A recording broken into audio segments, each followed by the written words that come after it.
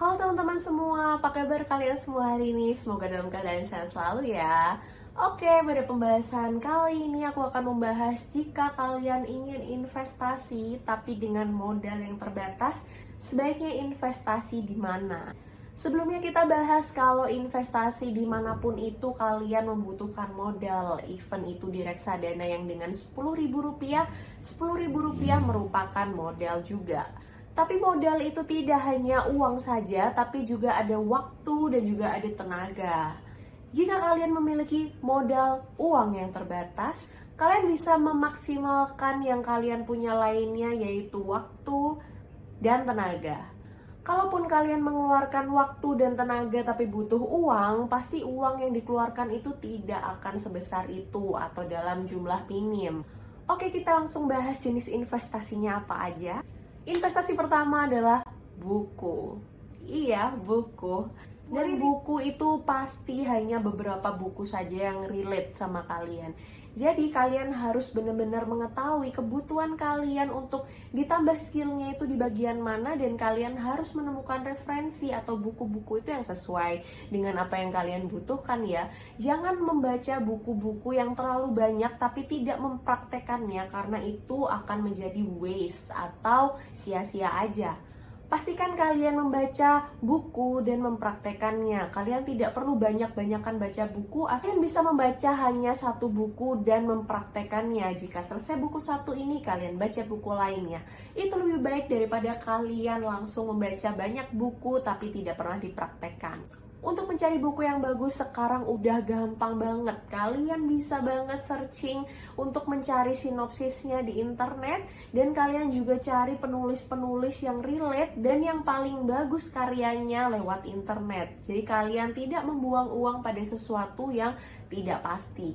Yang kedua adalah kalian bisa mengikuti seminar atau komunitas atau pelatihan yang sesuai dengan skill yang ingin kalian kembangkan. Gak usah ngikuti pelatihan atau seminar yang mahal, tapi ikutilah seminar atau pelatihan yang sesuai dengan kebutuhan kalian. Goalnya di sini adalah ketika kalian bisa mempercepat proses belajar kalian dibanding kalian harus baca buku sendiri, maka kalian akan lebih cepat jika ada orang yang menjelaskan intisarinya dan mempraktekkannya bareng kalian. Biasanya itu bisa kalian dapatkan ketika kalian join komunitas ataupun ikut seminar. Jangan lupa kalian juga harus selalu praktekkan apapun ilmu yang kalian dapat dari sini. Jenis yang ketiga adalah pengalaman. Jika kalian memiliki bank yang banyak, misalnya kalian bisa IT dan kalian udah menjadi IT consultant selama beberapa tahun, itu juga merupakan pengalaman. Kalian bisa menjual pengalaman itu juga yang akhirnya bisa mendapatkan passive income untuk kalian. Kalau kalian juga senang banget jalan-jalan ke luar negeri, traveling ataupun keliling Indonesia, itu juga merupakan pengalaman. Dari pengalaman itu kalian bisa kembangkan menjadi sesuatu yang bisa kalian cuanin juga. Pengalaman atau kejadian yang pernah menimpa di hidup kalian pun yang agak negatif, itu juga termasuk pengalaman. Memang ada orang bilang jika semua itu ada hikmahnya, itu memang benar. Misalnya saja kalian pernah kehilangan motor ketika kalian Gojek, ketika kalian menjadi ojek online, itu yang mendorong kalian bisa memiliki usaha persewaan motor. Kalian bisa aja kepikiran ide-ide kreatif dan gila ketika kalian dalam fase terendah dalam hidup. Makanya ketika terjadi apapun dalam hidup kalian, jangan hanya pandang dari sisi negatifnya aja, tapi kalian juga harus kulik untuk mencari hikmahnya. Memang ini terdengar sangat klise, tapi ini benar adanya. Investasi keempat adalah makanan dan fisik kita. Kok bisa? Ya iya, semua makanan yang kamu makan ketika itu sehat, itu juga merupakan investasi untuk tubuh dan kesehatan kita. Jika kalian susah banget untuk membeli makanan yang sehat, sayuran terpenuhi, protein terpenuhi, karbohidrat terpenuhi, semua gizi terpenuhi, tapi kalian malah membeli saham dari uang kalian, tapi kalian makannya tidak sesuai dengan gizi, standar gizi yang ada, itu juga tidak baik.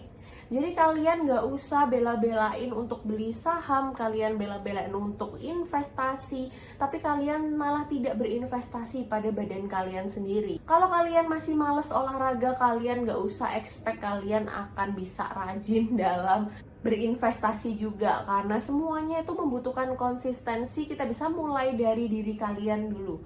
Kalian bisa mulai dari semua yang minim modal, seperti kita hidup sehari-hari, olahraga, makan sehat, gizi tercukupi, dan istirahat juga yang cukup. Jika badan kita sehat pun kita bisa mencari cuan yang lebih banyak untuk bisa berinvestasi kan. Yang kelima adalah invest di bisnis teman. Kalau kalian pengen punya fotokopian tapi kalian nggak bisa untuk membeli semua peralatan untuk fotokopian, tapi teman kalian ternyata buka usaha fotokopian, kalian bisa invest di situ, kalian tanam modal di situ, kalian juga seperti memiliki usaha tersebut. Tapi yang paling penting adalah investasi di diri sendiri. Jangan pelit sama diri sendiri. Jangan pelit untuk membeli buku, mengikuti pelatihan, atau mengikuti kelompok-kelompok belajar yang itu sangat berguna bagi hidup kita. Jangan pelit juga untuk membeli makanan sehat, membeli badan kita nutrisi, rajin olahraga. Jangan pelit untuk diri kita sendiri. Karena kunci dari semua investasi itu yang penting adalah untuk kebaikan diri kita sendiri. Karena investasi terbaik itu juga investasi untuk diri sendiri. Untuk kalian yang memiliki uang terbatas dan bingung masih investasi di mana, kalian bisa coba cara-cara tadi. Kalian bisa praktekin cara-cara yang sudah aku share di video ini. Tapi sabar, mungkin sekarang kalian tidak punya uang untuk investasi atau modalnya masih belum cukup, tapi dengan semangat dan usaha yang tanpa henti, kalian pasti akan bisa mendapatkan titik itu. Kerja keras, berusaha, dan berdoa. Aku yakin semua orang pasti bisa. Yuk kita share video ini ke teman-teman kalian yang membutuhkan. See you in the next video. Bye-bye.